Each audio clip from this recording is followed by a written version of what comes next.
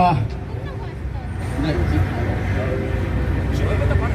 자 우리 서울 광화문 앞 우리 대구에서 올라온 사과 따다가 문재인 간첩놈과 정가사범 이재명이가 대통령 후보로 나오는 것을 보고 열받아서 사과농장 집어치우고 사과 따다가 집어치우고 대구에서 올라왔습니다. 자, 이 자리는 대구 꼴통 집회입니다. 애국 꼴통 집회입니다. 자, 나라가 이 모양이고 대한민국 최고의 욕쟁이 이재명이 정과사범 인간 같지도 않은 그런 짐승 같은 놈이 대통령을 한다 그래서 도저히 이건 아니다 이래서 이렇게 올라왔습니다. 자, 오늘 되게 광화문 앞에 혼란스럽습니다. 자, 먼저 인사드리겠습니다. 대구에서 올라왔습니다.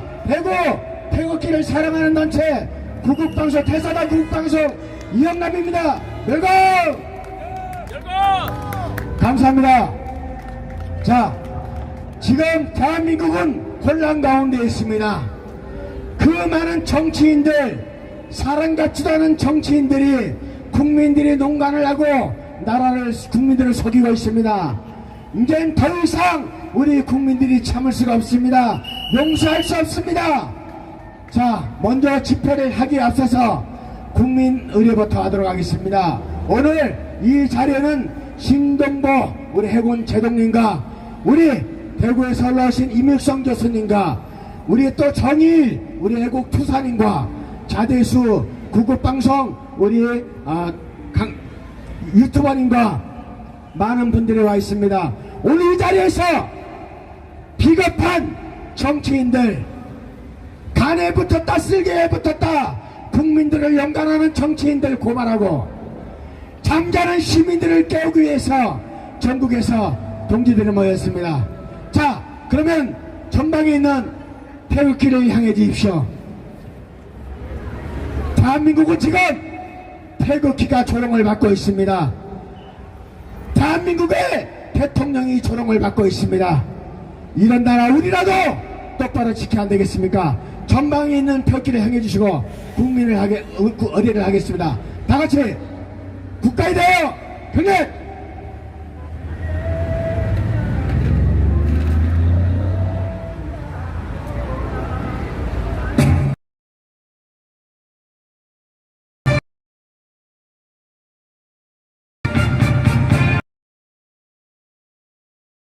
사랑스러운 태극기 앞에 영광을 위하여 충성을 다할 것.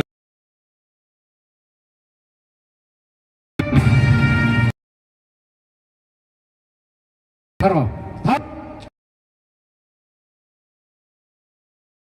우리 대구에서 재창을 하시게 됩니다. 까지 힘차게 동해물과 백두산이 말아가 닳도록 하나님의 보호하사 우리 나라 만세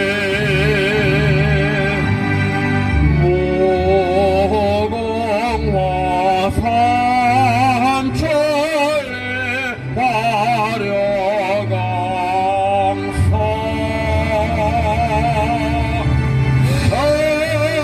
한 사람 대하늘로 길이 보전하세 남산 위에 저소나무 철갑을 돌한다 바람소리 불변함 우리 기상일세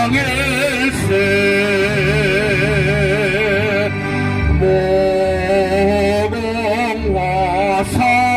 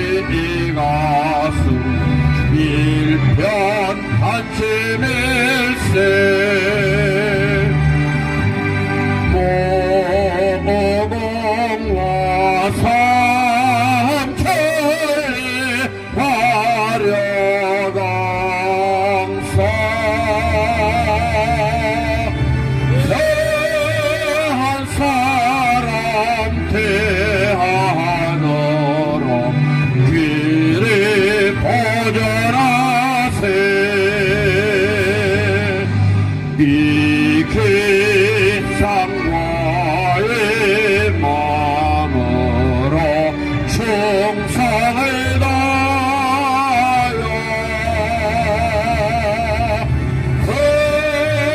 그러나 즐거우나 나라 살아가세 모공과 삼천리 화려강사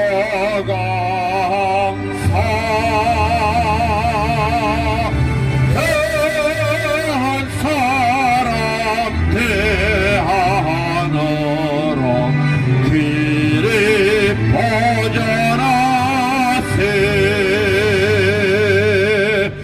대한민국 만세! 네. 자, 다음은 대한민국을 지키기 위해서 자기 목숨을 나라에 바치신 순국 선열에 대한 묵념이 있겠습니다. 자, 다 같이 묵념!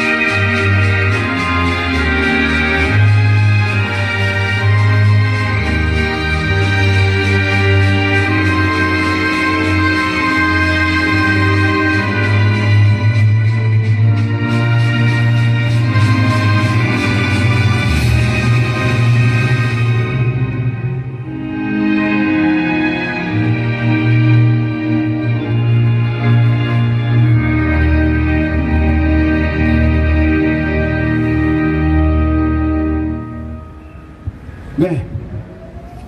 지금의 대한민국은 감천 문재인 정권과 정가 사범, 성추행범 그런 사람이 앞으로 또 대통령 후보로 나오는 정말 암울한 시대에 살고 있습니다.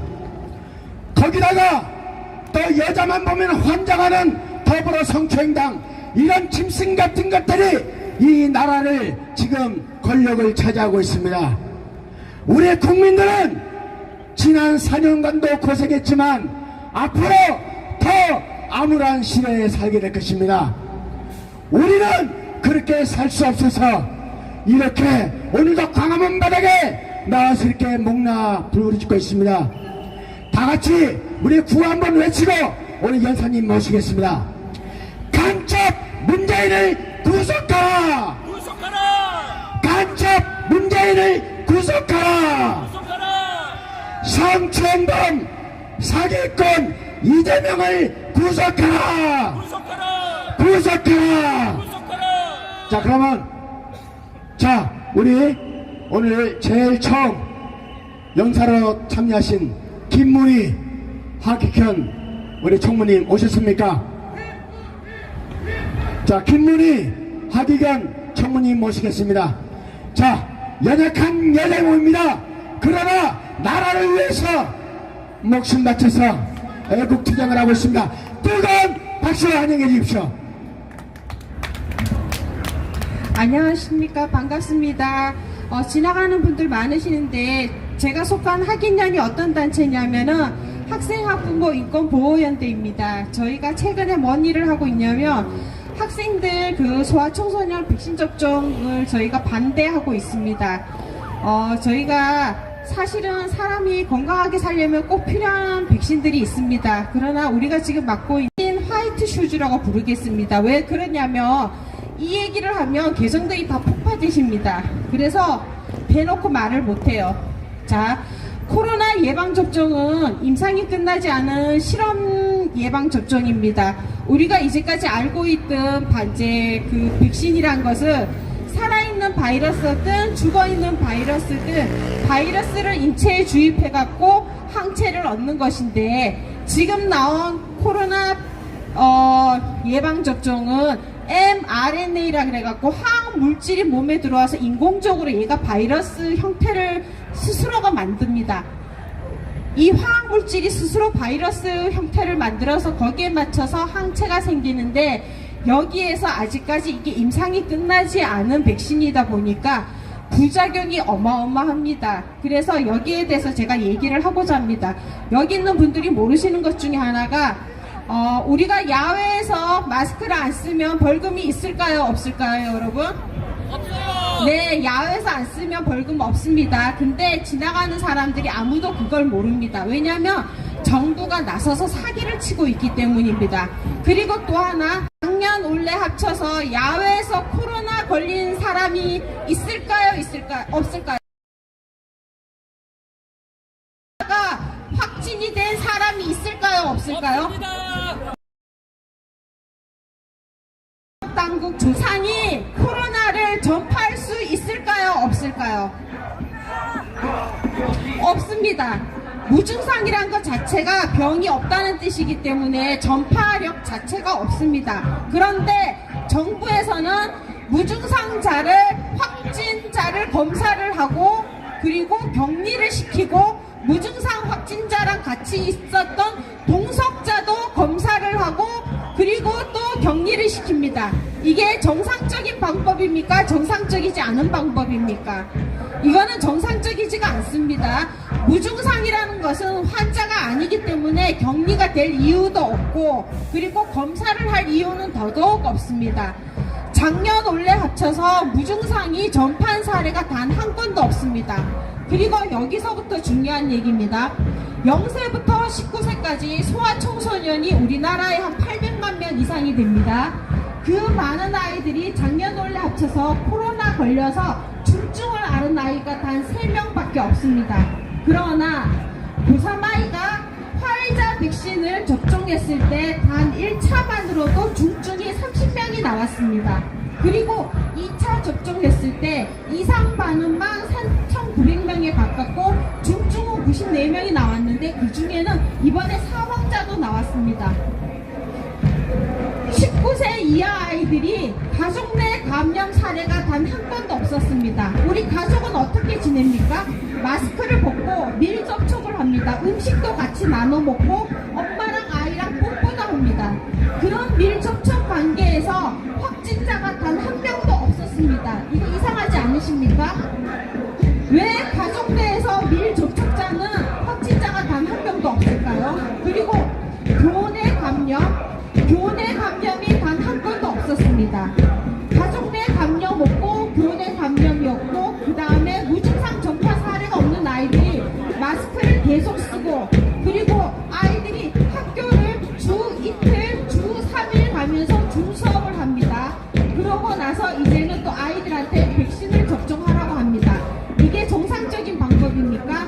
절대 정상적이지 않습니다. 아이들은 백신을 맞을 이유도 없고, 그리고 아이들은 마스크를 쓸 이유도 없고, 아이들은 중수업을 할 이유가 전혀 없다는 게 작년 올해 확진자 통계로 이미 다 나타났습니다. 그런데 정부는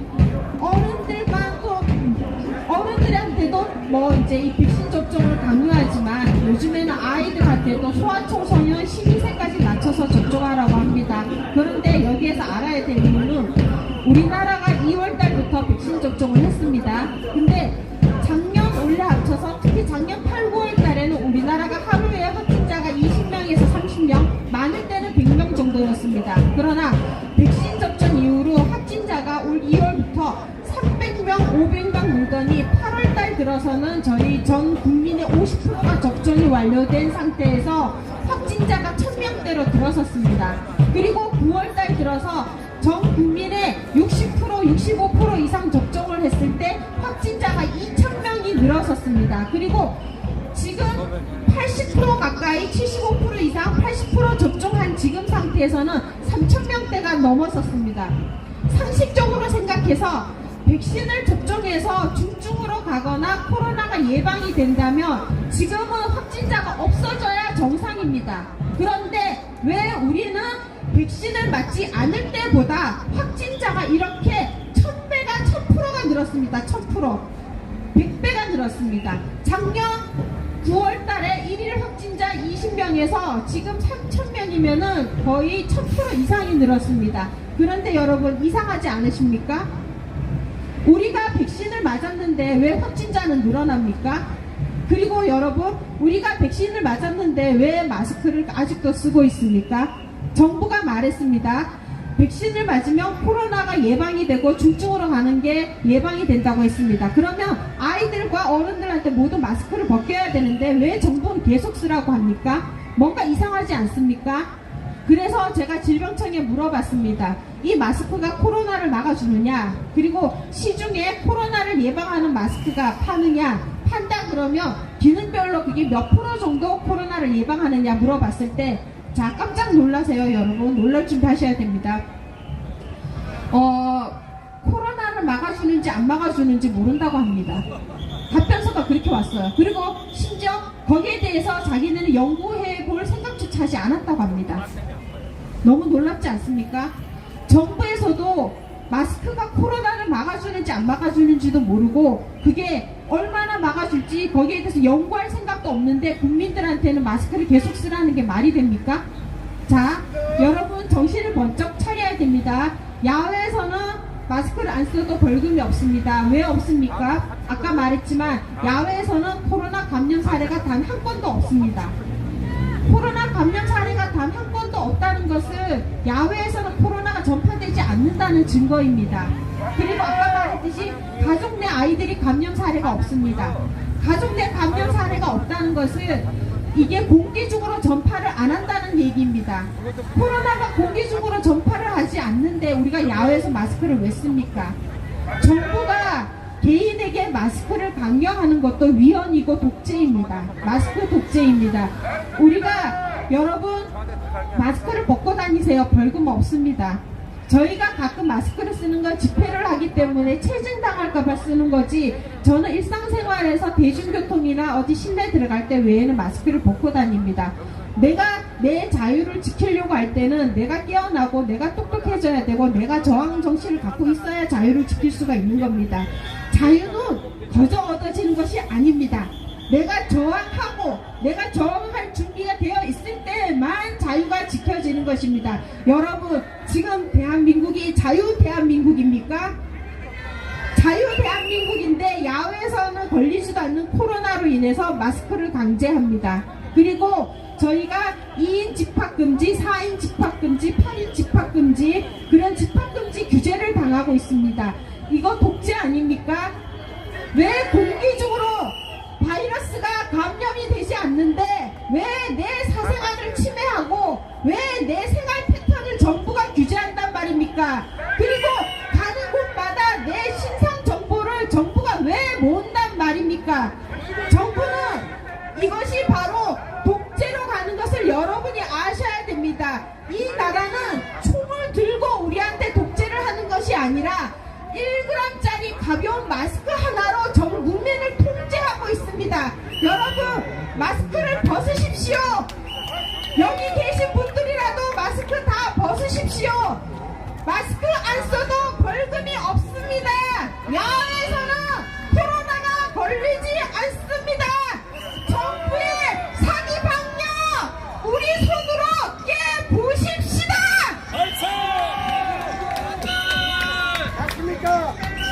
자, 동의하십니까? 자, 마스크 벗으십시오. 구속 안 당합니다. 여러분들은 마스크의 노예가 됐습니다. 자, 이렇게 외치고 다니시는 우리 김문희 하기경 총무님께 뜨거운 박수 쳐주십시오. 예. 자, 지금의 대한민국은 교활하고 사악하고 아주 더러운 짐승 정권입니다. 이거는 사람이 아닙니다. 여러분들의 짐승의 노예가 되어 있습니다. 짐승놈들이 여러분들을 선동해서 마스크 하나로 여러분들을 갖다가 옥죄고 있습니다. 그런데도 왜 당하고 삽니까?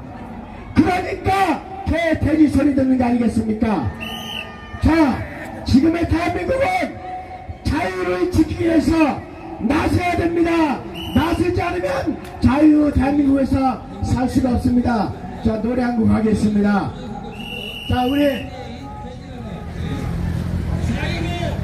자, 우리 선녀 남꾼 있죠?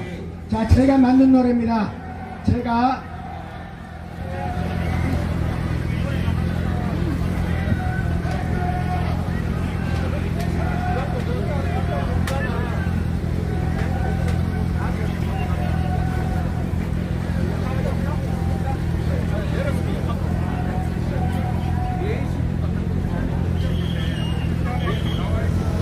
제가 만든 노래입니다. 문재인 강청만이 하도 타는 짓이 더러워서 제가 만들었습니다.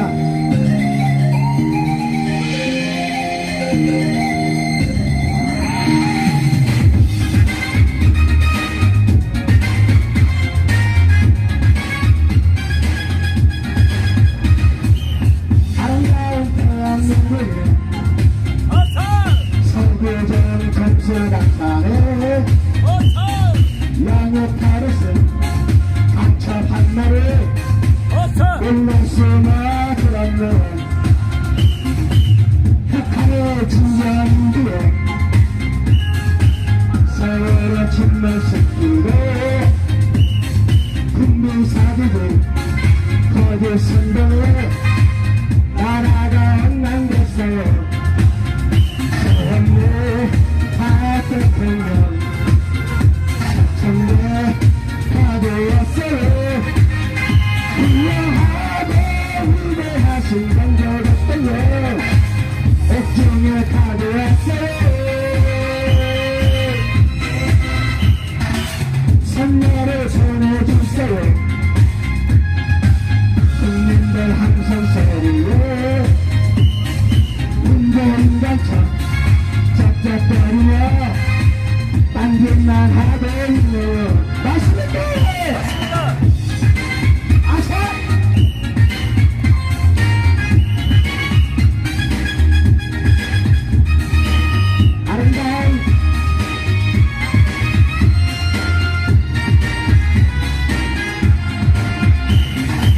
아름다운 대한민국에 살기 좋은 금수강산에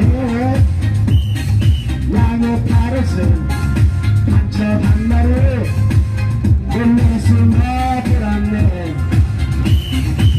북한의 진정인기에 세월의 침몰 섞이로 국민사기들 거짓 선동에 나라가 엉망됐어요. 전부 다 대통령 옥중에 가되었어요. 훌륭하고 위대하신 경제대통령 옥중에 가되었어요. 선녀를 전해주세요. 국민들 함성 소리에 문재인 간첩 쩍쩍거리며 딴짓만 하고 있네요. 문재인 간첩 쩍쩍거리며 딴짓만 하고 있네요.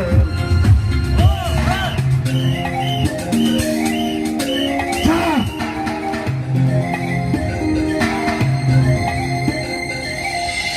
문재인 간첩 처음은 박근혜 대통령을 어디에 가두고 뻔뻔스럽게 딴짓만 하고 있습니다. 국민들이 석방을 하라고 외쳐도 이 문재인 간첩 절대 석방하지 않습니다. 지금도 음악 꺼주세요. 지금도 처음은 박근혜 대통령께서는 간첩 빨갱이 정권과 싸우고 있습니다. 그런데 왜 모른 척하고 계십니까? 왜 외면을 합니까? 처음은 박근혜 대통령은 위대한 대한민국 대통령입니다. 감히 문재인 간첩놈과 비교할 수 없는 훌륭하신 대통령입니다. 자, 우리 빨갱이 간첩들이 처음은 박근혜 대통령의 사진을 편집을 해서 벽에 걸며 노랗게 했습니다. 그럴 때 많은 정치인들, 많은 국민들 집에서 욕만 했습니다. 그러나 이 빨갱이들과 정면으로 대적을 해서 이 액자를 갖다 집어던지고 싸웠던 훌륭하신 우리 장군님이 계십니다. 자, 이 자리에는 불의와 싸우며 빨갱이들과 싸우며 잘못된 빨갱이들에게 얼마전에 꾸짖으신 우리 신정도 조동님께서 와 계십니다. 정의에 불의에 굴하지 않고 나라의 정의를 위해서 자기 한몸 불사른 우리 신정도 해군 조동님을 모시겠습니다. 박수 한번 주십시오.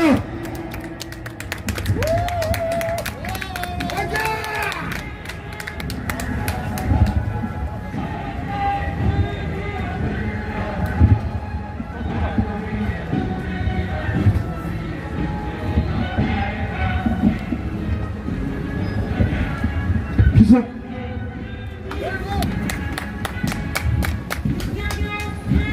모처럼 광화문 광장에 나와보니까 대한민국은 죽지 않았습니다.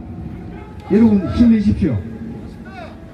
제가 오늘 중요한 좀 발표를 할 일이 있어서 좀 적어 나왔습니다.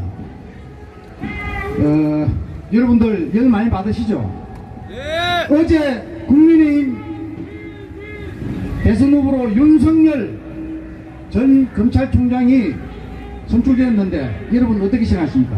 제 입장을 저도 대선 후보로서 입장을 밝히겠습니다.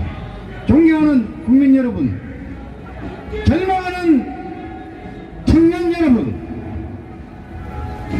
그리고 2,500만 북한 주민과 750만 해외 동포 여러분, 나라의 운명을 짊어질 제20대 대통령 후보로 지난 10월 10일 집권 더불어민주당이 이재명 대장동 도둑대장을 선출한 데 이어 11월 5일 어제 제1야당 국민의힘이 윤석열 전 검찰총장을 선출하였습니다. 두 후보 모두 비호감도가 호감도의 배를 넘고 각종 범죄 혐의로 기소될 가능성까지 있는데도 국민은 어쩔 수 없는 선택을 강요당하는 취재가 된 행복입니다. 자유 애국민들의 영혼을 구해내야 할 제1야당의 경우 최종 득표율 47%로 2인 홍준표 오늘 41.5%보다 6.35%를 앞서 가반을 넘기지 못했습니다. 더불어민주당과 달리 결선 투표도 없이 확정하였습니다. 일반 국민대상 여론조사에서 10.27%나 앞서고 당원투표에서도 2040 세대로부터 절대적 지지를 받은 홍준표 후보를 제치고 6070 세대의 지지를 받아 당선된 윤석열 후보가 과연 본선 경쟁력이 있을지도 의문입니다. 세대별로 극명하게 대비되는 당원투표 결과 홍준표 후보와 윤석열 후보를 지지한 비율, 즉 20대 72대 12, 7배 차이 납니다. 20대에서는 30대 55대 21, 40대 46대 25, 50대 39대 36, 60대부터 바뀝니다.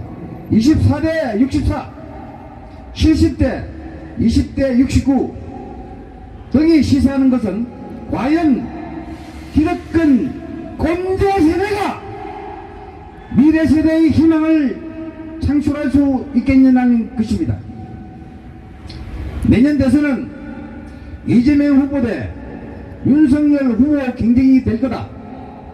현대판 말은 김종인 전 비대위원장이 짠 판에 쏟고 노비건설에 찍은 구태정당의 무사안이라는 선택이 결국 청년과 자유애국민들의 영혼을 뺏어버린 것도 문제지만 대한민국을 내폭 상태로 몰고 온 사기탈일까 부정선거를 규명할 후보가 이제 제도권 정당에 없다는 것은 안타까운 일이 아닐 수 없습니다. 지난 7월 27일 국회 소통관에서 단기 필마로 대선 출마를 선언하면서 제가 제시한 박근혜 대통령에 대한 탄핵 공작과 부정선거 규명 공약을 실현하여 자유애국민의 영혼을 구현할 후보가 없다는 것은 우리의 미래에 아무런 그림자를 드리고 있습니다. 일단은 불안하고 마음에 들지 않아도 현실적으로 제1야당의 대선 후보를 통해 정권 교체를 이루어 내는 노력을 하지 않을 수는 없습니다. 문재인 2기 이재명 도덕정권이 탄생하는 순간부터 대한민국은 생지역을 맞게 되고 모든 희망을 상실할 것이기 때문입니다. 그러나 싫어하는 국민이 좋아하는 국민의 배가 넘는 데다 갖가지 번제에 연루된 혐의로 수사를 받고 있는 윤석열 후보가 기소라도 되는 대선 후보 자격이 자동 박탈될지도 모른다니 선량한 국민이 불쌍해 보일 정도이나 홍준표 후보의 재기 가능성에서 위안을 찾으시기 바랍니다.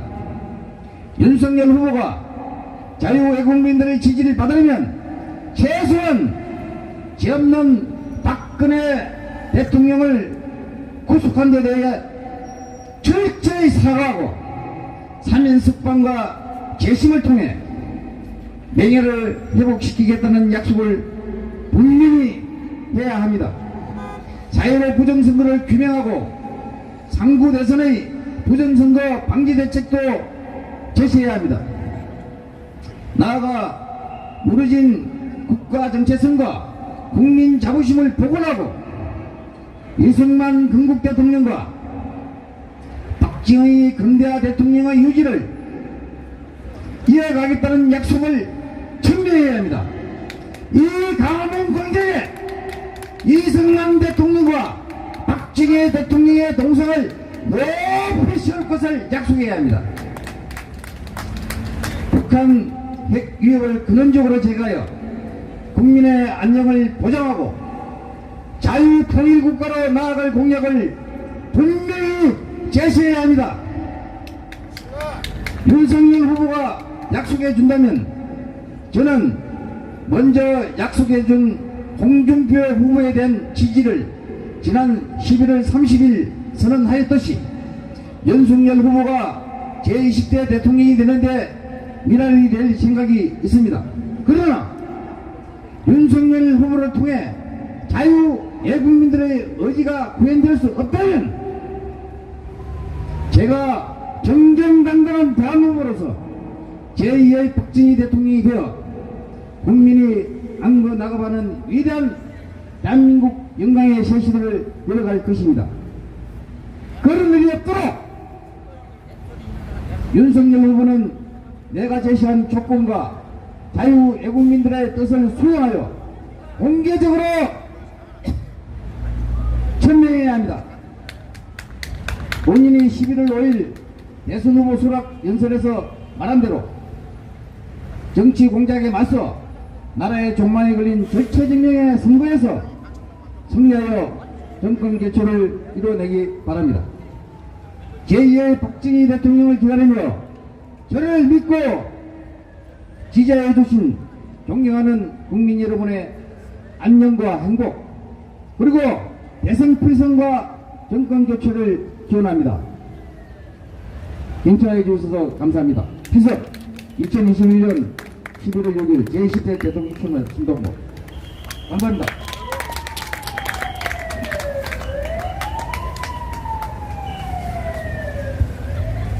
대한민국의 정치인들 알면서도 말하지 않고 사일의 부정선거를 뻔히 알면서도 비겁한 정치인들 얼마나 많이 있습니까?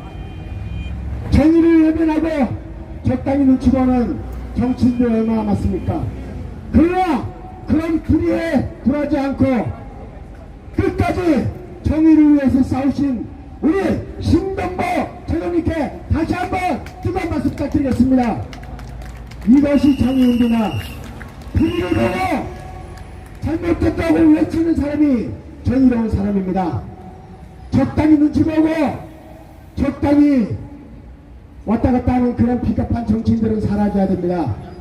대한민국의 그런 정치인들 때문에 대한민국이 발전이 안 되는 것입니다. 자, 그러면은 우리 오늘 또 귀한 우리 예쁜 우리 여사님이 오셨는데 노래 한 곡 신나는 거 하고, 자, 우리 동네 이모님을 모셔서 신나는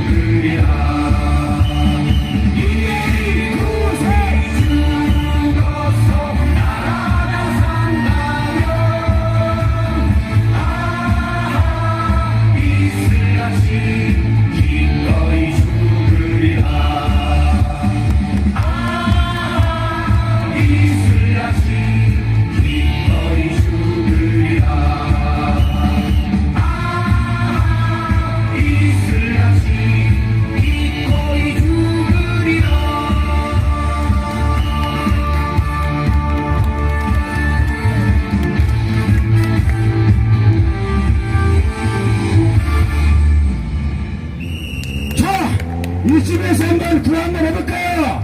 문제는 뭡니까? 마차!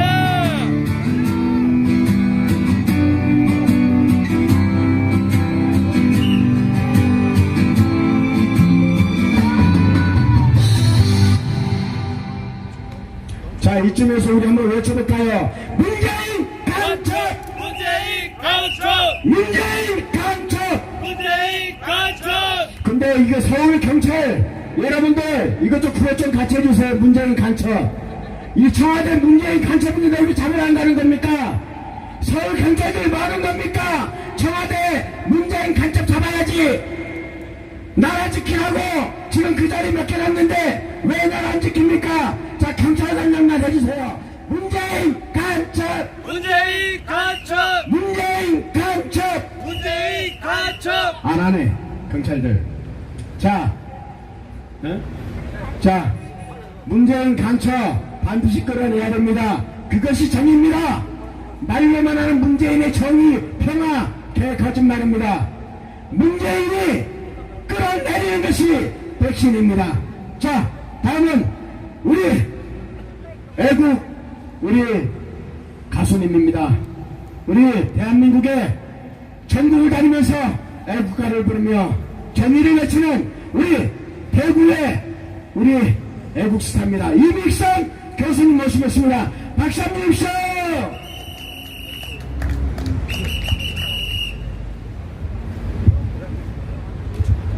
예, 여러분, 현재 이 나라의 국정을 운영한다는 정권 노릇하는 더불어공산당 이 작자들은 날이면 날마다 종전선언에 모가지를 내고 있습니다. 도대체 북한의 김정은이 놈하고 김여정이 저 남매 연놈들이 조금 더 변함이 없는데 어떻게 이 문재인은 날이면 날마다 눈만 뜨면 종전선언 한다고 아가리로 평화가 옵니까 여러분? 평화는 아가리로 절대 오지 않습니다. 진정한 평화는 우리가 평화를 지킬 만큼 우리의 힘과 능력과 막강한 국방이 뒷받침됐을 때 주어지는 겁니다. 절대 일부러 하는 평화는 헛급대입니다. 그런 거짓말을 날이면 날마다 시골이 되는 문재인과 더불어공산당, 더불어만진당, 더불어 대지랄당들이 이 나라 젊은 영혼들을 팔아먹고 있습니다. 여러분들 군대 가면 젊은 사람들 그럽니다. 부모 형제 나를 믿고 단잠을 이룬다 그러는데 지금 우리나라 군대 가는 꼴이 부모 형제가 단잠을 이루겠습니까? 현재 우리나라는 주한미군이 떠나오는 아프가니스탄 같은 사태가 바로 오게 될 겁니다. 얼마나 무서운 일이 벌어집니까? 불과 몇십 년 전에 베트남 사태를 통해서 미군 철군과 동시에 베트남이 공산화되는 곳 난 뒤에 얼마나 많은 생명이 죽어갔는지는 더 이상 설명할 필요가 없습니다. 그 이후에 불과 몇 달 전에 아프가니스탄 사태를 통해서 미군의 존재가 있고 없고에 따라서 한 나라가 어떻게 운명이 주어지는지는 우리는 더 이상 설명할 필요가 없습니다. 더군다나 전방에 우리 부대를 없애고 대전차 부대 방호벽을 다 흘러내고 심지어 문재인 도로라 그래서 고속도로까지 끌어가지고 적의 탱크가 물밀듯이 올 수 있는 기반을 차곡차곡 다 닦아난 이 미친 대한민국에서 여러분들 두렵지도 않습니까? 이게 마치 남의 나라의 먼 이웃 나라의 일인 것처럼 태무심하게 관심도 없는 많은 젊은 사람들에게 정말 하소연합니다. 이 나라는 주한미군의 존재가 없어진과 동시에 이 나라는 공산화된 것이 시간 문제입니다. 왜? 여러분, 이 나라에도 많은 훌륭한 무기들이 있습니다. 무기가 아무리 좋은 맙니까? 그걸 운영하는 인간들이 제대로 하지 않으면, 그걸 제대로 운영할 능력이 없으면 고철덩어리로 변합니다. 그게 제대로 능력하는 훈련을 평상시에 군인들의 평소의 피땀은 이 땅에 국토 안보와 방위에 바로 주어지는 겁니다. 그런데 군인들이 제대로 훈련과 땀을 흘리지 않고 한미연합 훈련이 제대로 이루어지지 않는 이 상황을 우리는 날이면 날마다 보고 있습니다. 벌써 몇 년째 한미연합훈련을 못하고 있는지 아십니까? 2017년 이후로 벌써 말이 나오기 시작했는데 2018년 이후로는 아예 못했습니다. 군인이 훈련을 제대로 하지 못하는 것은 이 나라 군인들의 영혼을 갉아먹는 미친 작자들이 국군 통수권자가 되다는 것을 의미합니다. 얼마나 무서운 일인지는 더 이상 언급할 필요가 없습니다. 이 나라에 아무리 훌륭한 군대가 있고 저는 고등학교 다닐 때 육해 공사 나오신 분들은 국가관이 적어도 나하고 다를 줄 알았습니다.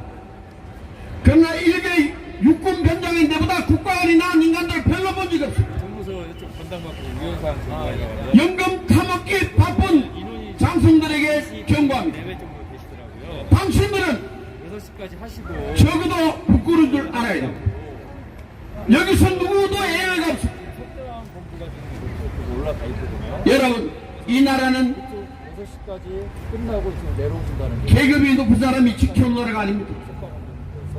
과거에도 그렇고 지금도 그렇고 인원이 한 20분밖에 안 계시니까 여기서 마치시고 현재 의명이 나라를 지킨 나라입니다. 인원이 많으면 지금도 우리가 알게 모르게 현재 차로를 다 하시는 게 좀 버거운데 세상에 백개종 정신이 나라를 지켜줍니까? 인도로 가서 백개종이는 이 나라를 북한에다가 갖다 바친 놈입니다. 더불어 공산당이 그 짓을 또 바다가 하고 있습니다. 거기다가 더 이상 언급할 필요 없을 만큼 김영삼이는 정선에다 카지노 만들고 백개종 시대 때는 젊은 사람들에게 카드를 마구 남발하고 노무현 때는 바다 이야기를 깔아서 온 나라를 노릇방 만들었습니다. 그러다가 이재명이 새끼는 대장동이라는 동네 노릇방 차려가지고 주거 부대들 다 갖다가 처먹고 삽니다. 이런 더러운 놈들이 또 나라를 희롱하고자 합니다. 이런데도 이 판에 우리가 정말 죄 없는 박근혜 대통령께서 시간 몇 시 정도 1700일 가까운 날 동안 지금 영어의 몸이 돼서 정도에 끝났는데 고초와 고난을 온몸으로 겪고 있습니다. 만약에 박근혜 대통령이 마치시고 석방해 달라고 탄원서를 쓰고 빌었다면 벌써 나오셨을 겁니다. 올라갔다 내려 그러나 당신께서는 온전히 자기 한 몸으로 꿋꿋이 버티고 계시는 오늘을 우리가 보면서도 박근혜 대통령에게 45년 구형을 한 사냥개 그리고 배신한 놈들을 1, 2, 3, 4등 순서 매겨놓고 우파의 미래를 맡기겠다고 경선을 했습니다. 좋습니다. 각자의 선택에 맡겨 있습니다. 그러나 이 나라는 그렇게 호락호락한 나라가 아닙니다. 앞으로 저는 이런 날에 오라서는 여러분 정말 이 나라가 정신 차리지 않으면 앞으로 우리가 태극기 집회도 과거에 태극기를 들었던 인간들이 손가락 치면서 못하게 하는 나라가 될 겁니다. 확실합니다. 오히려 태극기를 들었던 사람들이 하나로 되지 않는다고 비난을 하면서 태극기를 함부로 못 들게 하는 나라가 될 겁니다. 맞습니다. 나는 4.15 부정선거 하면서 4.15 부정선거를 박희정하는 사람이 태극기를 들지 못하게 하는 것을 불과 몇 달 전에 경험했습니다. 작년 4월 7월 이후로 부정선거로 나온 사람들이 태극기 절대 못 들고 나오고 있습니다. 그리고 지금까지 뭐 밝혔습니까? 우리가 진짜 중요한 일은 뭐야? 부정선거 밝히는 게 아니라 대한민국을 어떻게 사는 것을 외쳐야 되는 겁니다. 그 기반 위에 모든 게 있는 겁니다. 그게 선행되지 않으면 개뿔입니다. 저는 오늘 1700일 가까이 고통을 당하시는 죄 없는 우리 대통령께서 건강하신 몸으로 귀가하시는 그날을 꿈꾸면서 여러분들에게 오실이 들려드리면서 제 말을 마치겠습니다. 에이! 큐!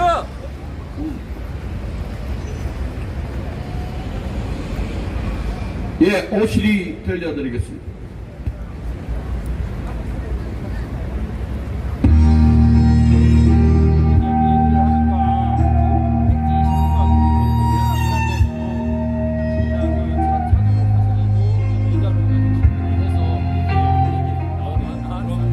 마치시고 해야 대로 그냥 차로를 가시든 아니면 좀 인도를 가시든 오시리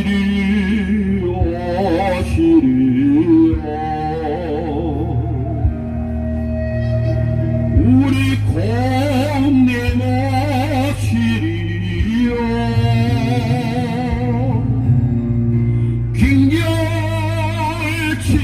낳고 피고 세울며 님 마중하옵소서.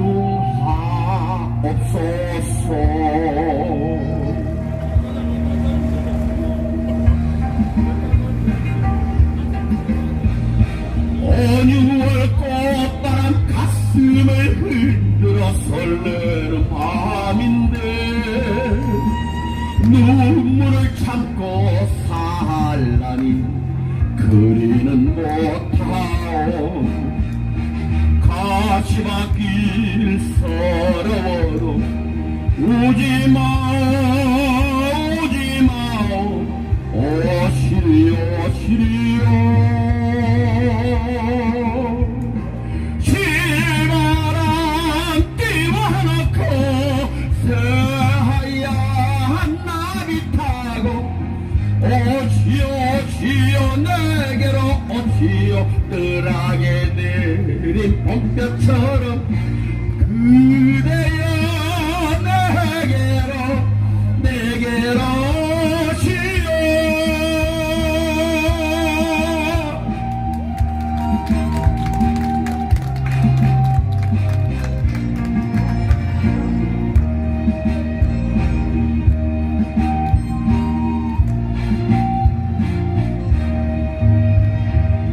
손님 오신다 반가운 소식에 내 집앞 지나실까.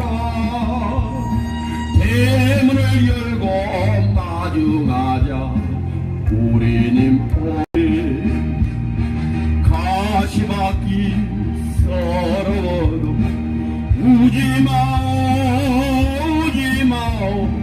오시리요.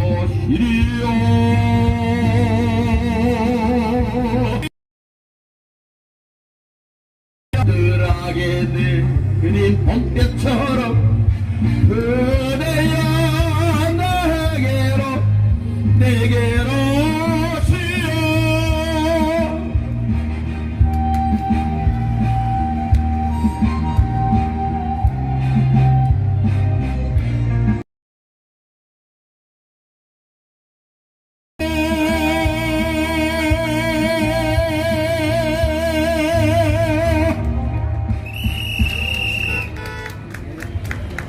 네, 대구에 저희 옆 동네 사십니다.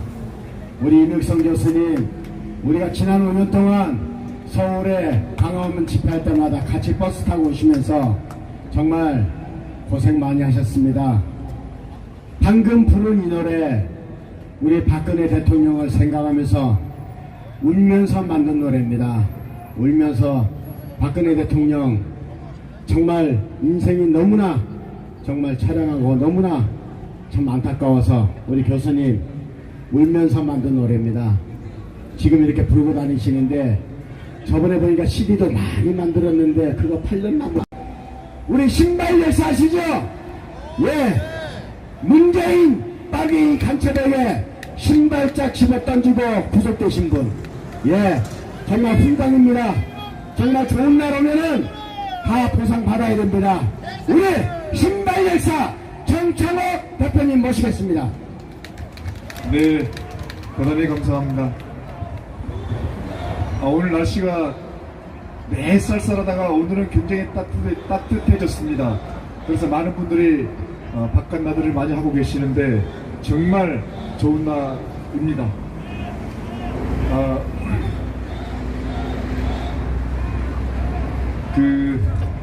혹시 여러분들 신발을 다른 사람에게 던졌을 때 맞지는 않았는데 그게 죄가 될까요? 안 될까요? 안 되죠. 신발을 던진 행위로만 죄가 됩니까? 예, 그러나 저는 작년 7월 16일 국회에서 문재인 대통령을 향해서, 아니 문재인 빨갱이를 향해서 신발을 던졌더니 그걸로는 체포를 하지 못하고 다른 죄를 뒤집어 씌워서 구속시키고 말았습니다. 그래서 약 9개월 동안 깜빵에서 살다가 나왔는데 그때 있었던 이야기를 잠깐 들려드릴게요. 깜빵에 감옥에 들어갔는데 여러 명이 있는 방이었습니다. 근데 그 방에 그 사동에서 가장 강력범들이, 흉악범들이 있는 방이었어요. 저는 시국사범이기 때문에 시국사범들끼리 둡니다. 하지만 어쩐 일인지 흉악범 방에 저를 배정을 했습니다. 한마디로 그것은 저에게 더 한번 생고생을 하라고 한 뜻이었겠죠. 법무부 요시찰 대상이었기 때문에. 그런데 거기에서 TV를 시청할 수가 있습니다. 그 감옥 아니라 하더라도. 그런데 TV를 시청할 때 그 흉악범들이, 아니 그 감방에서 서울구치소에서 가장 인기 있는 사람들이 있었습니다. 1위부터 5위가 있더라고요. 그 5위와 4위는 빼겠습니다. 자, 3위가 누군지 아세요? 약 한 1년 전 이야기입니다. 감방에서 서울구치소 감옥에서 가장 인기가 있었던 흉악범들과 사기꾼들과 성폭행범, 이런 잔인한 범죄를 저지르고 재판을 받고 있는 그 죄수들에게 가장 인기가 있었던 사람은 바로 3위가 조국이었습니다. 2위는 누구겠습니까? 네, 2위는 바로 추미애였습니다. 추미애. 자, 대망의 1위, 서울구치소 감방에서 감옥에서 흉악범들이 가장 그냥 그 사람만 나오면 환호성을 지르고 넘버원을 외쳤던 죄수들이 가장 인기 있던 인기 순위 1위 누구겠습니까? 바로 이재명입니다. 이재명. 문재인은 없어요. 문재인은 5위에 5위. 문재인은 5위에 불과했습니다. 자, 왜 이재명이가 1인지 아세요? 왜? 바로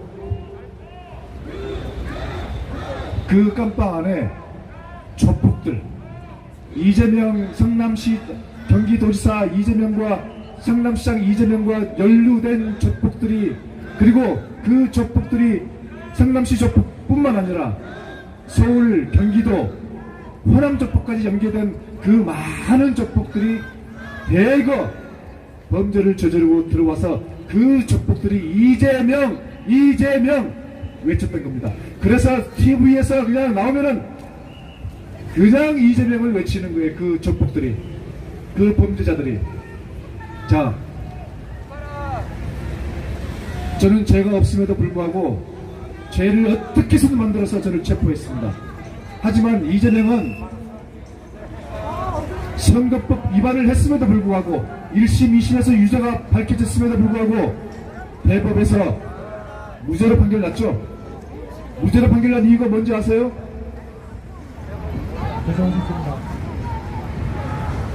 선거법 위반은 했지만은 적극적으로 하지 않았다는 내용입니다. 적극적으로 하지 않았다. 이게 말이 됩니까? 아니, 선거법 위반을 했지만은 적극적으로 하지 않아서 죄가 없다. 그게 바로 권순일 대법관 사건이죠. 자, 그렇다면 박근혜 대통령은 어떻습니까? 박근혜 대통령은 세 가지 범죄로 구속되고 있죠. 뇌물죄, 국고손실죄, 또 뭡니까? 선거법 위반이죠. 이 세 가지 죄명에 의해서 22년 형을 받고 지금 살고 있습니다. 하지만 그 세 가지 범죄 중 뇌물죄 밝혀진 거 있습니까? 수백 명의 검사들이 확인을 했음에도 불구하고 단 1원도 나오지 않았어요. 어떻게 단 1원도 뇌물 받지 않은 저가 어떻게 뇌물죄로 구속 15년형을 받습니까? 그리고 국고손실죄.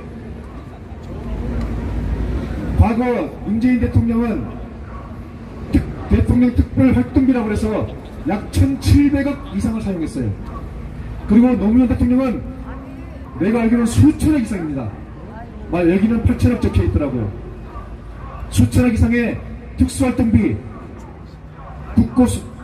국고를 손실시켰습니다. 그리고 문재인 대통령은 매년 최소한 수백억씩 사용하고 있습니다.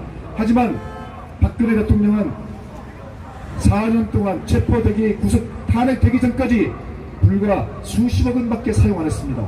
즉 한마디로 국고손실죄를 적용시킨다면 바로 김대중 대통령, 1,700억 이상을 사용한 김대중 대통령, 수천억을 사용한 노무현 대통령, 수백억을 사용한 문재인 대통령이 국고손실죄로 처벌을 받아야 되는 겁니다. 맞습니다. 단 한 푼의 뇌물도 받지 않은 박근혜 대통령을 뇌물죄로 15년형을 선고하고 이재명은 선거법 위반이 확실한데 적극적으로 하지 않았다고 해서 무죄를 주는 이 해괴망측한 이 기이한 나라 대한민국에 지금 우리는 서 있는 겁니다. 이제 그 전과자 이재명이 1,300만의 도지사에서 이제는 5,200만의 대한민국 대통령의 여당 후보로 나왔습니다. 존경하는 국민 여러분, 우리는 어떻게 해야 되겠습니까?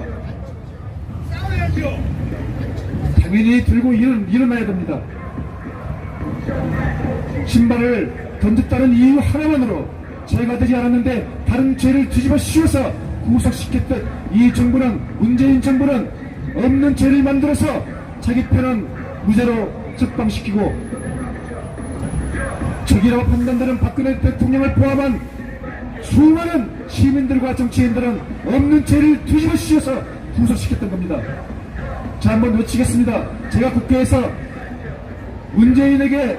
빨갱이 문재인에게 신발 던지면서 외쳤던 그 구호를 외칩니다. 그리고 추가를 하겠습니다. 빨갱이 문재인, 빨갱이 문재인, 전과자 이재명, 빨갱이 문재인, 전과자 이재명, 빨갱이 문재인, 전과자 이재명, 빨갱이 문재인은 자유대한민국을 당장 떠나라. 전과자 이재명은 자유대한민국을 당장 떠나라. 대단히 감사합니다. 자, 그러니까 문재인 간첩은 이런 별 볼 일 없는 사람이라는 겁니다. 신발 하나 던졌다고 사람을 구속을 시킵니까? 그게 사람 새끼입니까? 맞습니까? 자, 그런 잔탱이가 대한민국 대통령으로 있습니다. 이러니 국민들이 열받는 겁니다. 자, 다음은 우리 국사교과서.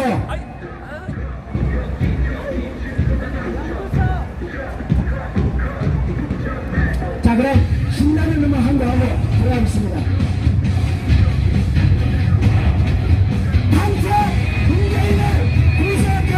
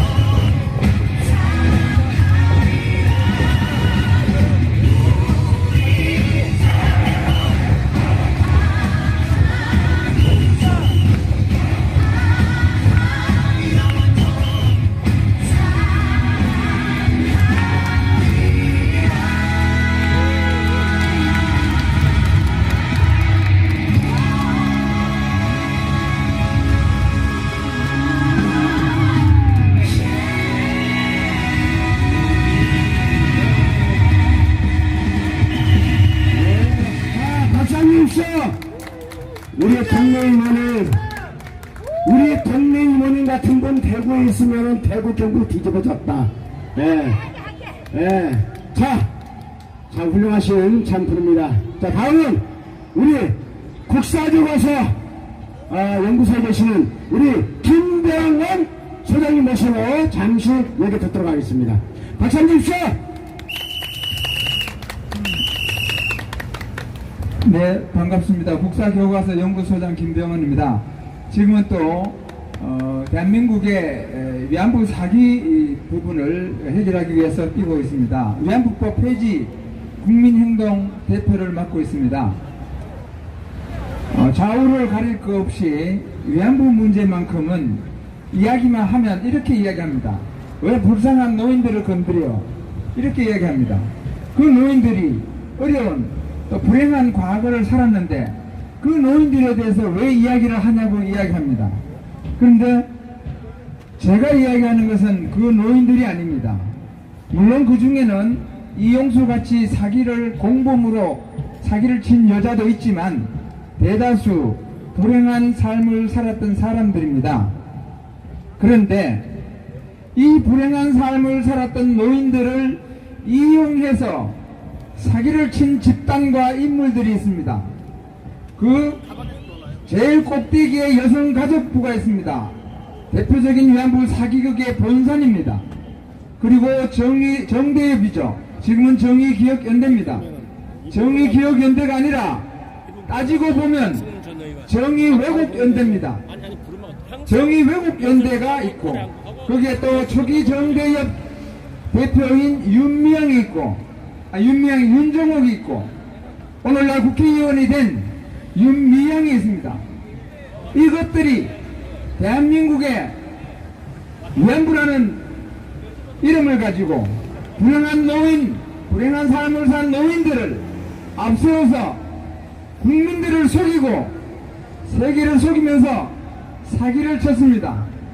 그래서 저는 일본군 위안부 문제를 불행한 노인들을 이용해서 국민들을 속이고 세계를 속인 사기극이라고 이야기합니다.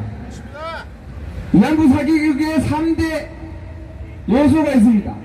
이른바 일본군 위안부 문제, 위안부 사기 3대 사기입니다.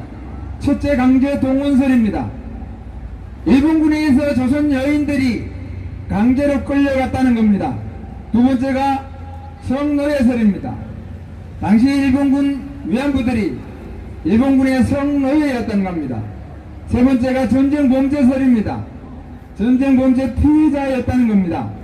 세 가지 다 이야기하면 제가 이야기가 길어지기 때문에 첫 번째, 그러면 조선의 여인들이 일본군에게 과연 강제로 동원됐는가, 강제로 끌려갔는가, 이 부분입니다.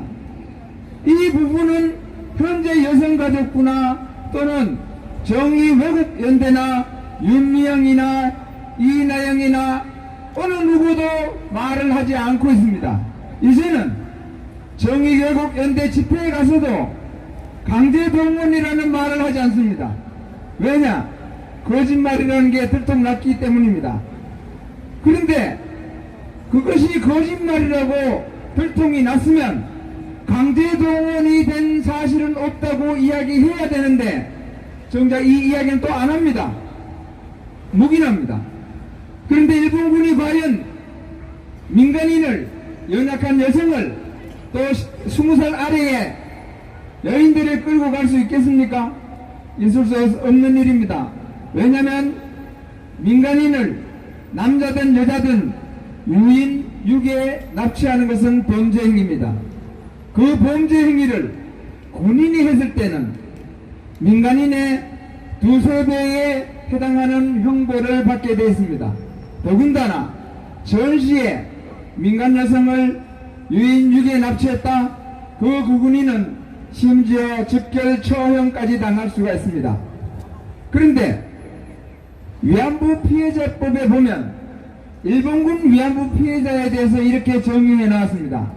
일본군 위안부 피해자란 일제에 의하여 강제로 동원되어 성적 학대를 받으며 위안부로서의 생활을 강요당한 피해자라고 되어 있습니다. 일제에 의해 강제로 동원되었다는 것이 전제입니다. 그런데 일제라는 것은 일본 제국주의 국가입니다. 그런 일본 제국주의의 군대, 일본군이 조선의 여인을 강제로 끌고 갔다. 일본군, 어느 나라 할 것 없이 군인이라는 것은 국가공무원입니다. 국가공무원이 민간인을 동원하기 위해서는 반드시 법령이 있어야 됩니다. 그러나 그 당시에 국가총동원법에는 위안전 지역에서, 중일전쟁 지역에서 전쟁하다 말고 조선 땅에 와서 골고루 쫓아다니면서 여자를 끌고 갑니까? 이 말도 안 되는 거짓말을 하는 것이 이 여성가족부고 정의회국연대고 윤종옥이고 윤미영이고 이나영이고 문재인입니다. 대한민국은 이 거짓말하는 집단들과 인물 때문에 전 세계적으로 개망신을 당하게 됐습니다. 이것은 반드시 밝혀야 됩니다. 조선의 여인은 절대로 일본군에게 끌려가지 않았습니다. 당시에 위안부가 일본 여성이 50%나 됩니다. 그러면 조선 여인만 끌고 갑니까? 있을 수 없는 일입니다. 한마디로 말하면 일본군 위안부 문제는 불행한 노인들을 이용해서 불행한 노인들을 앞세워서 국민들을 속이고 세계를 속인 국제 사기극입니다. 이 사기극의 집단과 이 사기극에 관련된 인물들은 관련자들, 책임자들은 반드시 응분의 처벌을 받아야 될 겁니다. 그리고 앞으로 그럴 날이 올 겁니다. 그러기 위해서 제가 최선을 다할 겁니다. 제 이야기는 여기까지 하고, 오늘 이 위안부 문제에 대해서만큼은 대한민국의 모든 대학생까지 다 하더라도 이 학생을 따라갈 사람이 없습니다. 이 학생이 자기 학교에서 역사 선생하고 수학 선생하고 또 친구들을 이 위안부 문제로 논쟁을 하다가 개박살을 내버렸습니다. 그래서 우리 변성필이라는 학생의 위안부 소녀상이 왜 거짓말의 상징이고 사기극의 상징이고 증오의 상징인지 들어보도록 하겠습니다. 변성필 군입니다.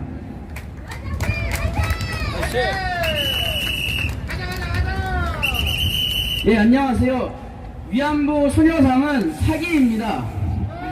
위안부 소녀상이 언제 설치됐는지를 알 필요가 있는데 2011년 12월 14일 정대협의 천회 집회를 기념하여 일본 대사관 앞에 세워진 소녀상입니다.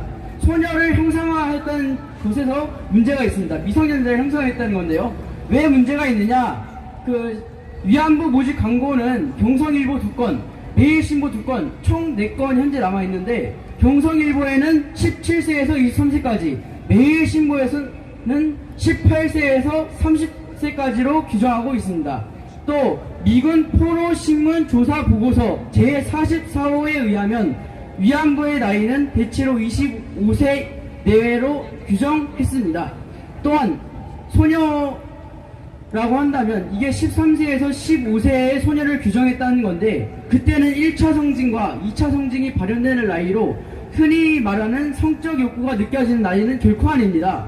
그렇기 때문에 위안소에서 매춘 행위를 할 수 없습니다. 그리고 위안부 소녀상, 이게 소녀를 형상하지만 이 자체가 거짓말입니다. 위안부는 실제로 일본식 머리로 단정을 했고 일본어를 사용했고 일본식으로 두껍게 분장을 한 걸로 유명합니다. 일본식으로 립스틱을 발랐고 기모노를 입은 걸로도 유명하죠. 그런데 소녀라는 모습으로 형상화해서 사람들로 하여금 동정심을 유발하게 하고 그렇게 해서 설치하고 유지하는 것은 문제가 있다고 봅니다. 그리고 소녀상을 설치하고 계속 유지하는 것, 이게 왜 문제가 되느냐? 외교 관계에 관한 비엔나 협약 제22조 2항에 의하면 국가는 외국 공간의 안녕을 교란시키거나 품위가 손상되는 것을 막기 위해서 적극적인 조치를 취해야 한다고 명시하고 있습니다. 그런데 소녀상을 설치하고 계속 유지하는 것은 이러한 협약에 위반하는 것입니다.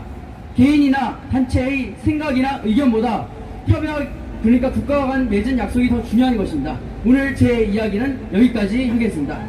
들어주신 모든 분들께 감사의 말씀 전합니다.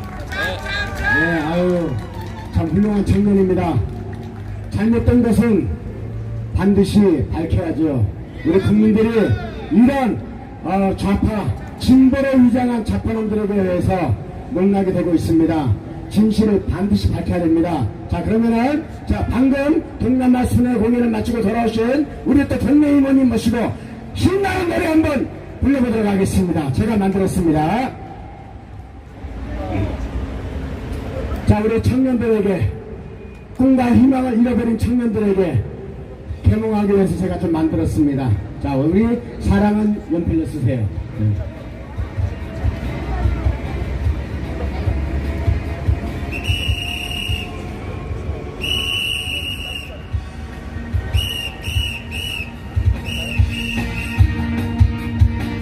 예!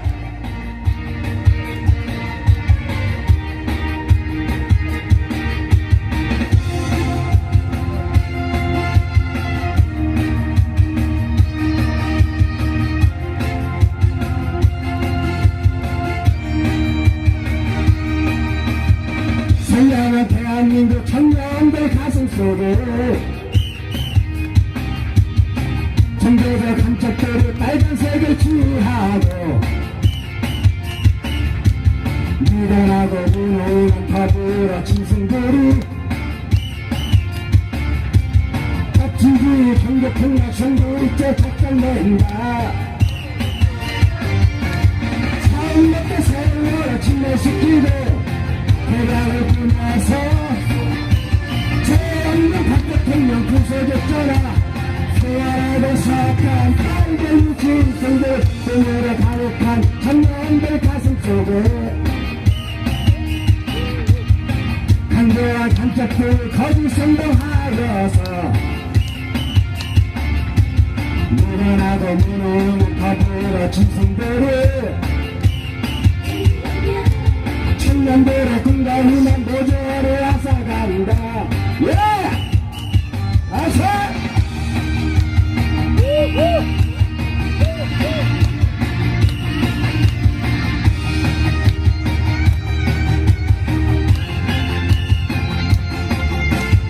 선량한 대한민국 청년들 가슴 속에 정겨져 감짝들이 빨간색을 지워서 미련하고 무능한 더불어 짐승들을 법치주의 경제통력 순두리째 앗아간다. 처음부터 세월을 침례시키고 대략을 꾸며서 최언론 박 대통령 구속했잖아. 교활하고 사악한 빨갱이 짐승들 꿈으로 가득한 청년들 마음속에 강대한 감쪽들이 거짓 선동하여서 미련하고 무능한 더불어 짐승들을 청년들의 꿈과 희망 모조리 앗아간다. 예! 꿈과 희망 모조리 앗아간다. 청년들의 꿈과 희망 모조리 앗아간다. 맞습니까?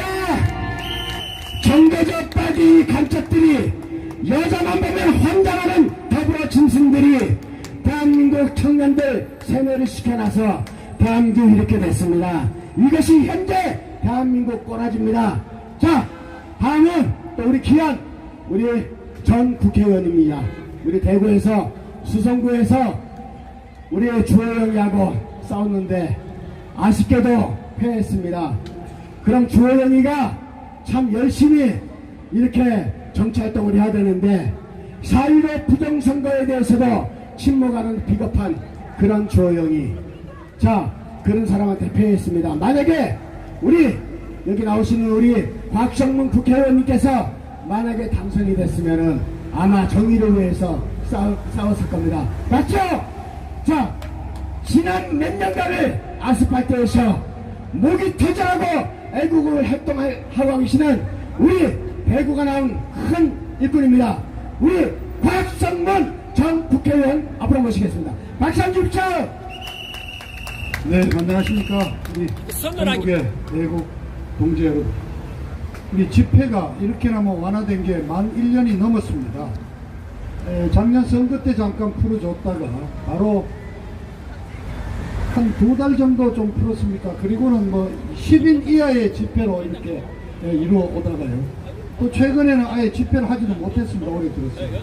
이제 처음으로 100인까지 허용되는 집회가 열렸습니다. 오늘 저 시청 남대문에서부터 시청 이 광화문 이때까지 많은 단체들이 오늘 집회를 열고 우리 애국 동지들께서 정말 태극기를 들고 모처럼 이렇게 활발한 모습을 보이고 있습니다. 오늘 우리 성북동에서 참 태어난 우리 애국 동지 정일 동지께서 오늘 집회를 주관을 하시고, 그리고 방금 사회로 보고 계시는 우리 대구를 활동을 하시는 태사단의 이영남 단장님, 정말 성격이 시원시원하고 아주 욕도 아주 맛깔지게 잘하시는 분입니다. 그리고 우리 대구 경북에서 정말 활동을 하시는 우리 자대수 회원님들, 이렇게 또 이 차량까지 서울까지 이 차량을 몰고 와서 이렇게 광화문 앞에서 집회를 만들게 됐습니다. 아주 여러 관계자 여러분들께 수고하셨다는 말씀을 드립니다. 오늘 또 그 외에도 많습니다. 이게 정창옥 신발 열사님도 오셨고, 우리 동네 이모님 요새 아주 반식 투쟁에서부터 지금 정말 아주 고생을 하시는데 건강하시길 빌겠습니다. 오늘 저는 정치 얘기를 좀 하겠습니다. 자, 어제 윤석열이가 국민의힘당 대통령 후보로 선출이 됐습니다. 막 결론부터 얘기하면 저는 윤석열이 받아들일 수 없습니다.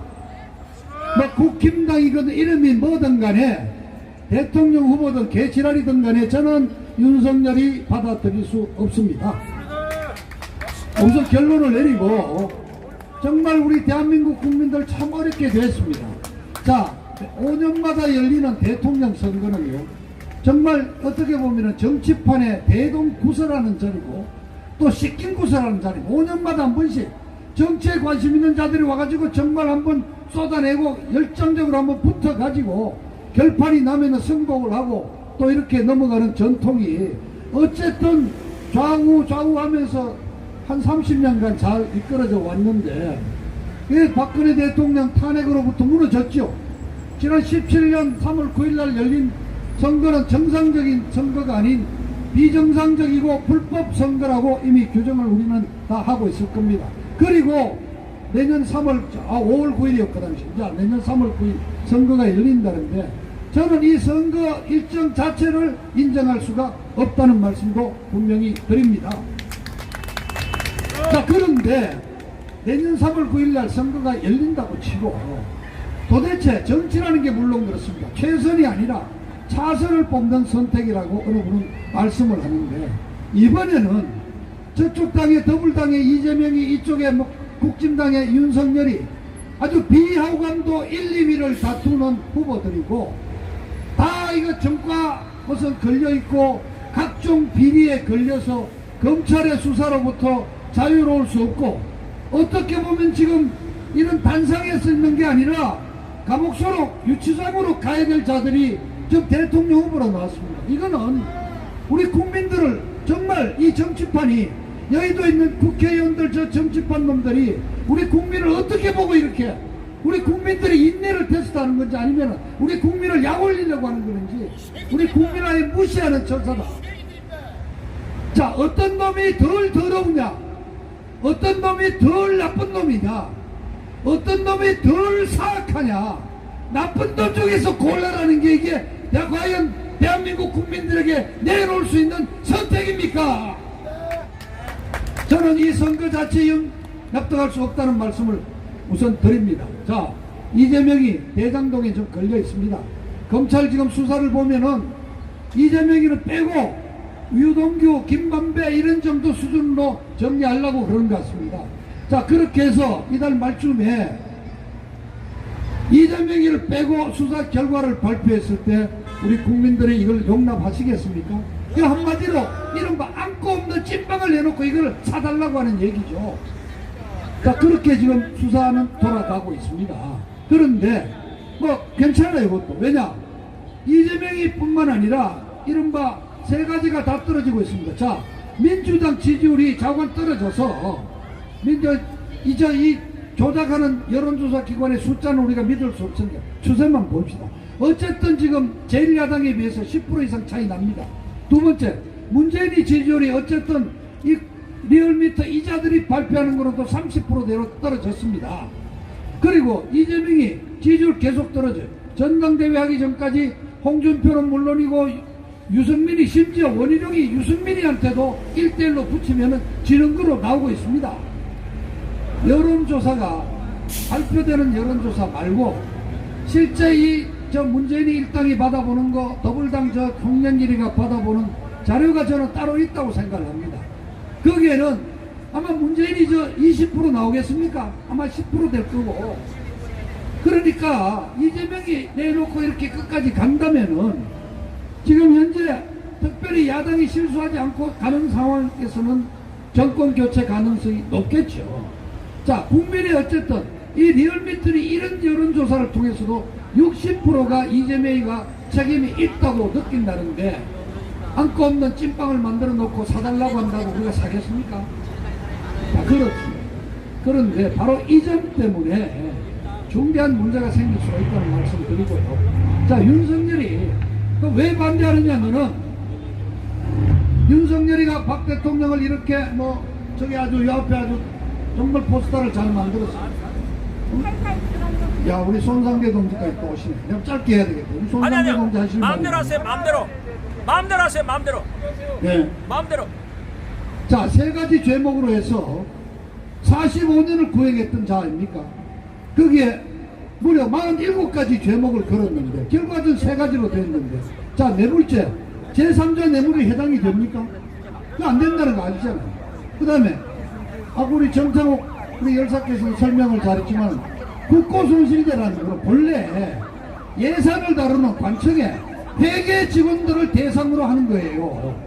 근데 대통령이 정치적인 판단에 의해서 말하자면 안기부에 은닉 예산으로 잠겨놨던 특수활동비를 갖고 와서 대통령으로서 정치적인 업무에서는 정치활동비를 형사처벌한 경우가 없습니다. 아까 말씀드렸듯이 그러면 박근혜 대통령을 단죄했다면 전 문재인이도 1년에 100억 150억씩 쓰고 있지 않습니까? 그럼 문재인은 넘어가는 거예요. 그럼 문재인도 그러면 바로 퇴임하면 바로 잡아넣는 거예요. 그리고 다 정당의 공천 과정에서 대통령이 집권여당의 대통령께서 공천이 어떻게 되고 있는지 관심을 가지는 것은 세상이 다 아는 일인데 그거 알아봤다고 그걸로 지금 선거법 위반으로 3년 이렇게 해서 22년 징역형을 살고 있습니다. 그런데 이번 선거 과정 내내 경선 과정 내내 우리가 윤석열이한테 기대했던 얘기는 단 한마디도 나오지 않았습니다. 근데 그런 게 문제가 아니고요. 제가 반대하는 이유는 간단히 말씀드리겠습니다. 윤석열이는 저 조중동을 포함해서 대통령을 탄핵한 이른바 사기 탄핵파, 사탄파, 그리고 그 배후에 있는 어떤 엄중한 업무를 가지고 있는 사악한 세력들이 탄핵을 정당화하고 박근혜 대통령 이 처벌을 정당화하기 위해서 만들어낸 거기에 도구이자 하수인이기 때문에 윤석열이를 인정할 수가 없는 것입니다. 저 윤석열이를 내놓고 벌써 지금 조중동이 그렇게 얽혀대고 있지 않습니까? 탄핵이 정당했다, 입증이 됐다는 식으로 인정할 수가 없습니다. 자, 근데 윤석열이 아주 객관적으로 정치평론을 하는 객관적인 입장에서 윤석열이 앞길이 어떠냐? 어렵습니다. 자, 앞서 이재명이와 다 붙여봤더니 누구든지 심지어 유승민이까지도 이긴다고 나왔다 칩시다. 그런데 지금 윤석열이가 이번에 어제 발표되자마자 지금 당내에 첫째, 당내에 지금 이른바 원팀이 구성이 됩니까? 안 됩니다. 자, 이번에 국힘당 이 전당대회는 여러 가지 아주 우리가 볼 때 긍정적인 어떤 요소가 좀 있었습니다. 당원이 약 30만 정도라고 그랬는데요. 이번에 발표를 해보니까 당원이 57만 명이에요. 그렇다면은 최근에 이 이준석이 이래로 젊은 층이 대거 입당해서 27만 명의 새로운 당원이 들어왔다는 겁니다. 여기에 저는 절반 정도는 이른바 MZ세대라는 20대, 30대, 40대가 들어왔다고 봅니다. 물론 이것을 가지고 윤석열이 측에서는 저 역선택이다 계속 이렇게 해서 심지어 홍준표를 꺼준 표라고까지 비난을 했지만은, 물론 저는 더불어민주당을 지지하는 좌빨 성향의 지지자들이 역선택을 한 것이 일부 있다고 보지만은, 심지어 제 아들부터도 30대 초반인 제 아들부터도 홍준표를 지지하겠다고 이번에 그러거든. 왜냐, 윤석열이 싫다는 거죠. 첫째, 너무 무식하고 준비가 전혀 안 돼 있고, 아버지 도대체 대통령이 동네 구의원 선거도 아니고 반장 선거도 아닌데 아무런 준비 안 된 놈이 그냥 나와가지고 한 6, 7개월 다니고 대통령 됩니까? 공약이 뭔지 내용을 들어본 적이 없다 이게요. 그렇습니다. 윤석열이 스스로 말했습니다. 선거 공약은 저작권료가 없기 때문에 아무나 가져다 쓸 수 있다고 그랬습니다. 그런데 그거를 자기 입으로 소화해서 발표할 능력이 없잖아요. 그러니까 그 주변에 있는 박사하는 이런 놈들이 대신 나와 떠들어주고 있지 않습니까? 윤석열이 입으로 어떤 공약을 가지고 어떤 나라를 만들어 가겠다는 그 공약을 들어본 적이 없다 이거죠. 그래서 윤석열이가 과연 지금 벌써 반응이, 이번에 선거를 제대로 해보겠다고 들어왔던 20대, 30대, 40대 젊은 층들이 탈당하고 많이들 나오고 있습니다. 이렇게 되면 두 번째 문제가 뭐냐, 윤석열이는 이른바 확장성이 없다는 겁니다. 자, 20대, 30대는 입당했다가 당비되고 선거 결과가 이래 나오니까 민심이 천심이라고 그러는데, 이번에는 민심과 따로 당심이 따로 있다. 이 당심이 누구냐? 자, 이게 저도 해당되는 60대, 70대 노인네들이래. 그것도 더구나, 자, 우리 저희 고향이기도 한 우리 대구 경북에서 윤석열 표가 많이 나왔다는 겁니다. 왜 그러냐? 이분들은 그저 지난 50년 동안 맨날 1번, 2번만 찍던 관행적으로 국회의원이 시키니 벨로 찍어줘야지 이렇게 갔다. 그런데 MZ세대들이 이번에 거기에 반기를 들었단 말이죠. 우리 민심을 너 꼰대들이 이런 식으로 하면은 우리 못 찍어주겠다. 아니, 민심을 이기는 정치가 있습니까? 시장을 이기는 부동산 정책이 있을 수 있습니까? 그래서 윤석열이가 과연 어떤 정치력을 발휘해서 이걸 할 수 있을까? 정도 확장성이 없다. 그렇다면은 당선되는 것이 문제가 아니라 지금부터 윤석열의 정치적 시대는 시작이 되는 것이고, 과연 이런 경우에서 이재명이와 윤석열이를 붙여놨을 때 내년에 당선된다고 어느 누가 자신할 수 있다는 얘기입니까? 자, 이 전 문재인 정권 사법, 행정, 입법 다 장악하고 있습니다. 가장 큰 게 언론을 장악하고 있습니다. 그리고 여론조사를 다 장악하고 있습니다. 돈 뿌립니다. 재난지원금으로 돈 계속 뿌립니다. 이재명이 벌써 전 국민에게 100만원씩 주자고 그러지 않습니까? 자, 내년 2월 초에 업력설이라고 왔습니다. 그럼 업력설을 실은 세뱃돈 주겠다고 또한 1인당 20, 30만원씩 뿌리는데 누가 뭐라고 그랬습니까? 그리고 바로 선거 치릅니다. 그리고 마지막 히든카드가 있지 않습니까? 작년 4.15 총선 때 써먹었던 표가 꽂히기 디지털 부정선거라는 막강한 카드를 갖고 있는데, 윤석열이가 이재명하고 붙어서 이긴다. 지금 우리 우파 주민들 지난번 서울시장 부산 보궐선거 이겼다는 거기에 그냥 지금 막 환상해서 야, 내년 정권 교체할 수 있다. 자, 그런데 정확하게 한번 윤석열이가 그리는 대한민국은 도대체 어떤 대한민국? 지금 안보면에서 윤석열이가 그동안 얘기를 들어보면은 사드 배치 논의할 수 있다. 미국이 주도하는 MD에 참여하지 않겠다. 이거 완전히 시진핑이가 요구하는 산불 정책을 다 그냥 받아들이고 있지 않습니까? 그 다음에 천안함 폭파에 대해서도 사과 같은 거 필요 없이 할 수 있다. 북한과 대화할 수 있다. 윤석열이 조선이나 거기에 외교 담당하는 이도훈이나 이자들이 바로 문재인이 밑에서 안보 보좌관 하고 있던 친구들 아니에요? 그 윤석열이가 과연 되는 것이 정권 교체 맞습니까? 체제가 자유민주 체제로 간다고 여러분 확신하십니까? 의문이 한두 가지가 아닙니다. 그러나 저는 말씀드렸죠. 윤석열이는 박근혜 대통령을 탄핵함으로써 대한민국의 체제를 완전히 파괴한 자이기 때문에 용납할 수가 없다는 겁니다. 맞습니다. 자, 윤석열이가 그동안 이렇게 해명을 했습니다. 자기는 국가공무원으로서 특검의 발령을 받았기 때문에 가서 열심히 수사했다. 말이 됩니까? 오케이, 그럴 수 있다 칩시다. 그런데 여기에서 홍준표가 말했듯이 정말 탈탈 들었지 않습니까? 거기 앞서도 말씀했지만 무려 47가지의 제목을 가지고 구형도 45년을 때렸어요.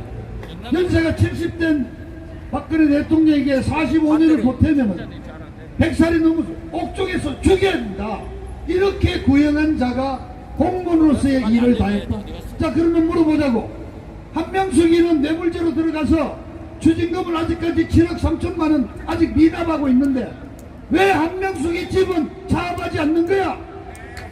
그런데 물러나는 사흘 전에 꼭 그렇게 박근혜 대통령 내곡 등 사절을 차압해서 경매에 붙이고 나와야 됐던 거냐 말이야. 이자는 퇴임하는 그날까지도 문재인 좌빨 정부에게 충성을 끝까지 다하고 나온 자입니다. 문재인 충성 윤석열. 그런데 이 윤석열이를 박근혜 대통령 억울하다고 태극기 집회 나오기도 한 그 어른들 60대 70대가 윤석열이를 지금 윤석열 만세를 부르고 있어. 자, 어제 저기 뭐 성북동에 있는 무슨 사랑제일교회 거기 뭐 철거한다고 해서 용역들이 붙었다는데 거기 갔다 온 취재기자 얘기 들었더니 그 교회 신도들이 그 용역을 막았었는데 거기에서 윤석열 만세 부르는 소리가 나왔다고 합니다.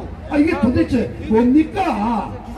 거기 계시는 그 목사님 정체가 뭡니까? 그러면은 저 완전히 대한민국이 이제 윤석열의 단도가 빠져들겠지만은 객관적으로 생각했을 때 윤석열이가 과연 후보로서의 자격이 있는지. 자, 윤석열이가 과연 내년에 3월 9일 날 선거가 치러진다고 했을 때 윤석열이가 이기기 위해서는 그걸 떠나서 우파 후보자로서는 해야 될 몇 가지 조건이 있습니다.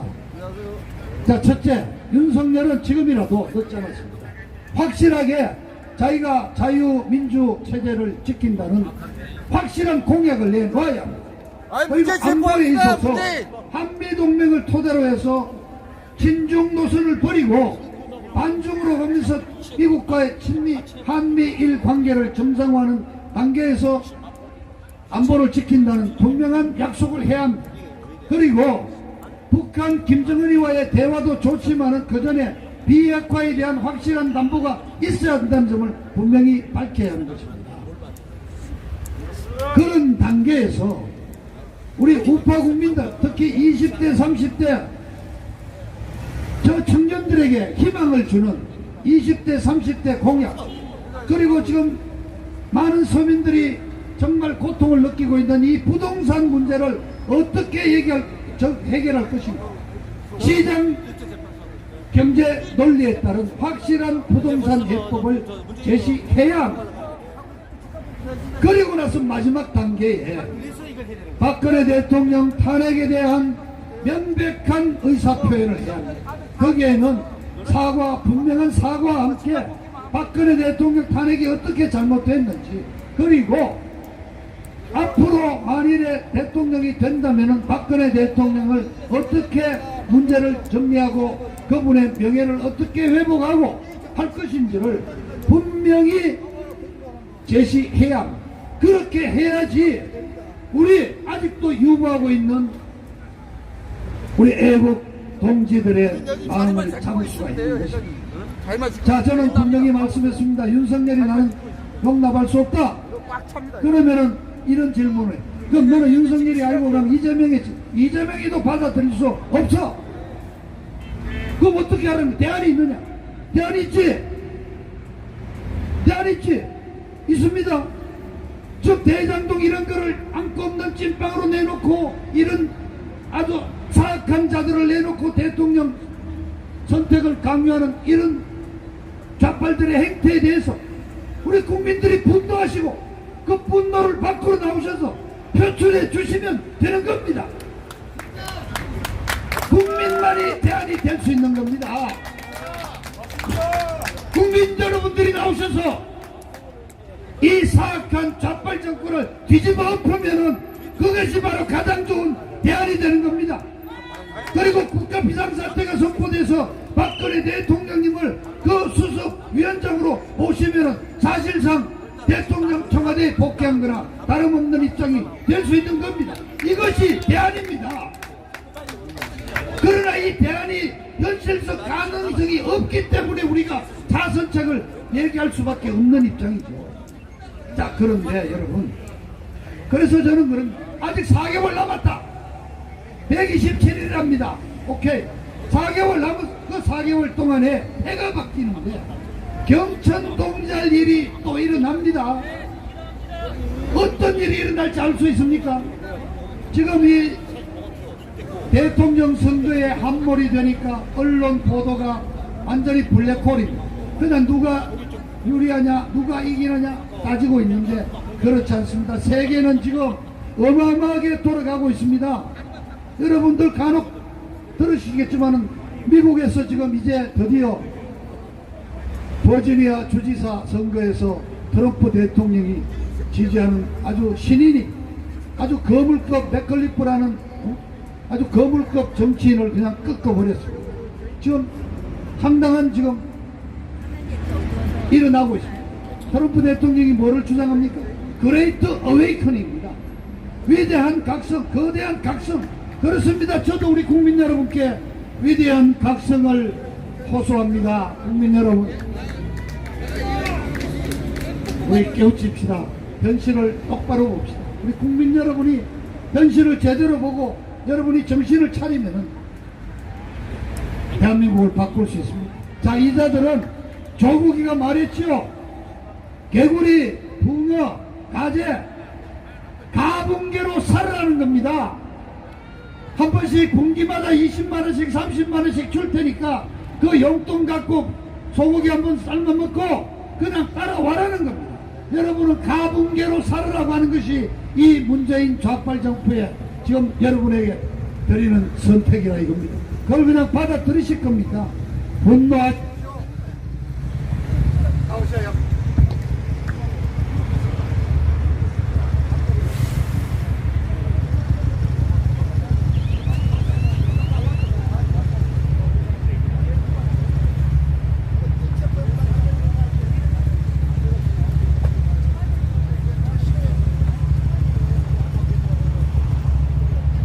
안 돼? 에이.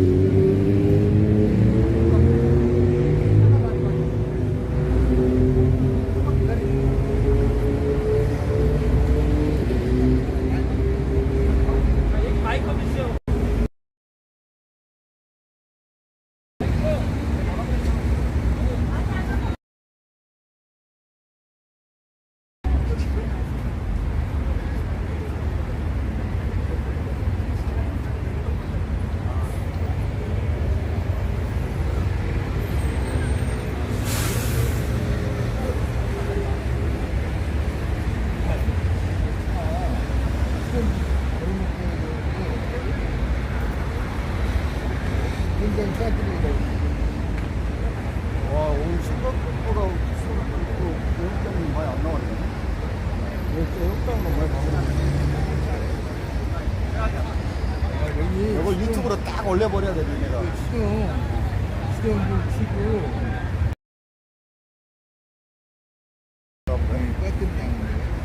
한편 거기서 내연 맞고 내연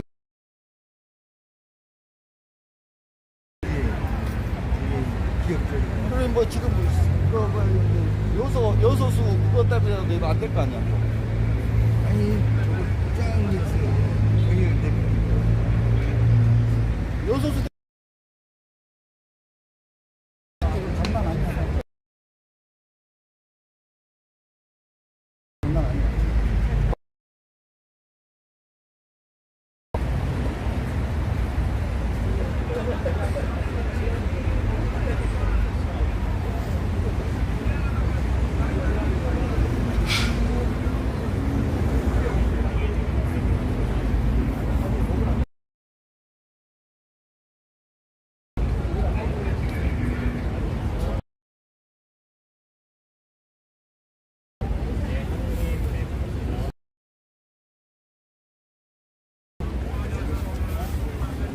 방송이 부정선거 문재인은 빨갱이야. 사이로는 부정선거 문재인은 빨갱이야.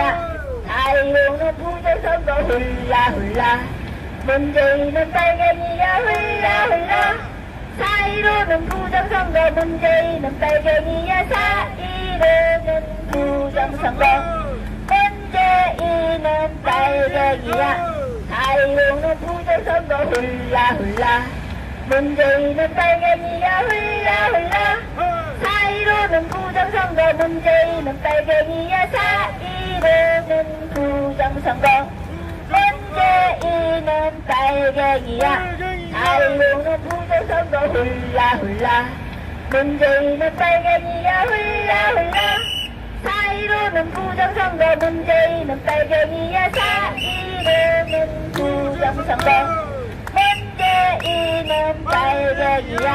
사이로는 부정선거 훌라훌라 문재인은 빨갱이야. 훌라훌라 사이로는 부정선거 문재인은 빨갱이야. 사이로는 부정선거 문재인은 빨갱이야. 사이로는 부정선거 훌라훌라 문재인은 빨갱이야. 훌라훌라 사이로는 부정선거 문재인은 빨갱이야. 사이로는 부정선거 문재인은 빨갱이야. 사이로는 부정선거 훌라훌라 문재인은 빨갱이야. 훌라훌라 사이로는 부정선거 문재인은 빨갱이야. 사이로는 부정선거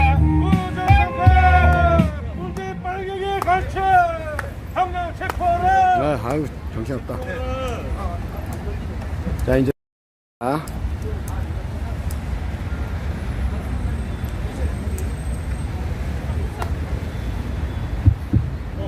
네. 아이고 뭐 어렵습니다. 우리도 한 50억 좀 전원하던 그런 화천대유 같은 사업 하나 뭐 하실 분 없습니까? 50억은 뭐 괜찮고 한 5억만 줘도 이런 차 좋게 하나 만들 수 있겠습니까? 이번에요 분위기가 윤석열이가 참 잘한 게 하나 있습니다. 윤석열이가 이번에 그 주변에 이 병풍으로 쫙 세웠는데 현역 국회의원만 36명에 옛날 전직들은 하나 5, 60명 되죠. 그것들 그대로 썰어가지고 재활용 주머니에 담아갖고 탁 버리면 되는 거예요. 대한민국 정치판의 쓰레기, 우파 정치인들 중에 쓰레기들을 몽땅 윤석열이가 뒤에 다 줄 세워놨더라고. 그거 그대로 주호영이, 권성동이, 뭐 정진석이, 그대 집에 돈도 많은데 미국 가서 미용이나 더 하고 오지, 나경원이, 뭐 이런 것들, 전여옥이, 아주 밉상들, 쓰레기들만 다 주변에 세웠으니까 딴 거 필요 없어. 윤석열이 주변에 있던 애들 다 그대로 썰어가지고 저쪽에 난지도 재활용장에 갖다 버려버리면은 대한민국 일단 정치 절반은 깨끗하게 청소된다고 생각을 합니다. 동일하시죠. 자, 그런데 마무리를 지어야 안 되겠습니까? 자, 대한민국의 정치는 사실은 어쨌든 청와대에 있는 저 문재인이가 칼자루를 쥐고 있습니다. 근데 더 정확하게 얘기하면은 문재인이가 아니라 뒤에 배우가 있죠. 그저 북한이 있고 그 다음에 중국이 있지 않습니까? 지금 아주 중국 뭐 북한 영향이 미치고 있지 않습니까? 그게 이번에 청주 간첩단 이른바 사건에서 드러났지 않습니까? 걔들의 김정은이한테 보내놓은 보고서에 말하자면 이 북조선의 이 조선에 아주 유익한 도움이 되는 후보를 당선될 수 있도록 아주 쉽게 말하면 수령님께서 적극 도와달라는 보내고, 북한에서도 아주 그러한 우호적인 사람들을 위해서 선거에 적극 개입하는 지령을 보내고 드러나지 않습니까? 자, 올해 선거가 과연 이렇게, 자, 이재명이 윤석열이 둘이 더 전과자끼리 피의자끼리 해가지고 선택하는 이런 식으로 갈 것 같습니까? 저는 아니라고 봅니다. 문제가 생길 겁니다. 자, 지금까지 도는 얘기를 제가 아는 대로 좀 정보를 말씀드리면은, 이재명이가 지금, 자, 민주당, 더불어민주당 지지율 떨어져, 문재인이 지지율 떨어져, 후보 지지율 떨어져, 데리고 갈 수가 없다 이거죠. 그래서 지금까지의 검찰 수사가 보면은 굉장히 미온적으로 이재명이를 면죄부를 주는 방향으로 수사가 진행되고 있다, 이렇게 저도 열심히 비난을 했는데, 이 정치판에 아주 정통한 소식통을 갖고 있는 어느 분이 저한테 얘기하기를, 다른 측면에서 봐라, 문재인이가 지금 이 손아귀에 들어있는 이 검찰 사냥개들을 데리고 시간 조절하고 있다. 뭐냐, 11월 5일날 윤석열이가 당선되는 것을 기다려서 이제 방향이 바뀔 거다. 그래서 이미 여러가지 많은 증거를 갖고 있다 이거예요. 대장동 이 사건이 15년에 문제되고 나서부터 성남 주변을 한 시민단체들이 다 있었고요. 돈은 실제 이 화천대유에서 뭐 이른바 1000배가 넘는 수익금은 2019년 5월달부터 돈이 나오기 시작했어요. 그러나 이 많은 문제들이 있어 왔는데, 이재명이를 걸어 넣을 충분한 자료를 갖고 있다는 거예요. 그렇게 해서 수사를 해가지고 이재명이를 배임죄와 직권남용으로 집어넣는 순간 후보 교체론이 발생한단 말이죠. 그럴 때 야당은 냅두고 여당이 후보를 바꾸는 이런 난장판을 벌이면은 정권 내주는 거는 당연한 일 아니겠습니까? 과연 그렇게 가겠느냐? 윤석열이까지도 같이 들어간다는 거죠. 윤석열이는 뭐냐? 윤석열이도 걸 게 많죠 지금. 여러분 걸려있지 않습니까? 고발 뭐 사주인데 뭐 그건 어떤지 모르겠지만은, 윤석열이 부인과 장모가 한 것도 여러 가지가 있지만은 윤석열이도 문제가 많다는 겁니다. 많은데, 윤석열이도 자기의 제보하신 분의 분석에 설명에 따르면은 윤석열이도 대장동에 깊이 관련되어 있다는 겁니다. 그래서 이 대장동 사건을 검찰이 철저하게 파헤쳐 가지고 이재명이를 집어넣고 박영수를 집어넣는 사태가 되면은 윤석열이까지도 같이 잡아 넣을 수 있는 상황이 온다는 겁니다. 그렇게 해서 양쪽 1당 2당의 1, 2위 하는 후보들을 다 잡아넣고 새로운 판으로 정치판을 완전히 한번 바꾼다는 겁니다. 그렇게 해서 뭐가 나오느냐? 그럼 문재인이는 뭐를 노리느냐?